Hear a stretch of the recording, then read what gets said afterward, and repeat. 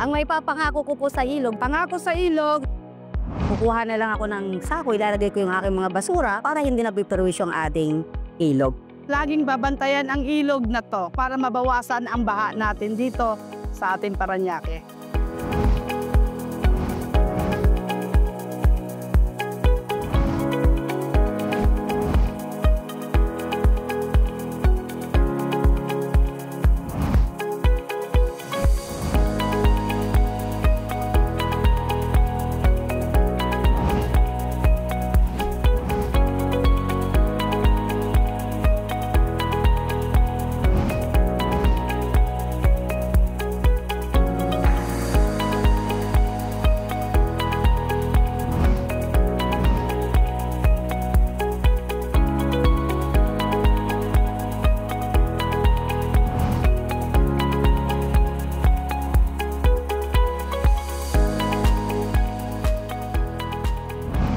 Ang pinagdadaanan kasi namin dyan yung pagbaha.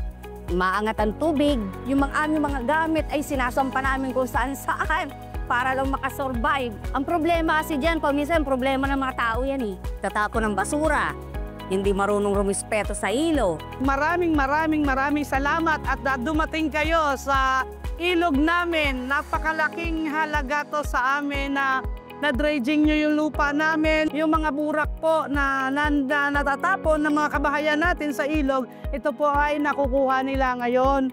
Ang mensahe ko po sa San Miguel Corporation, ako po nagpapasalamat na ito po ang amin ngayon, malinis na.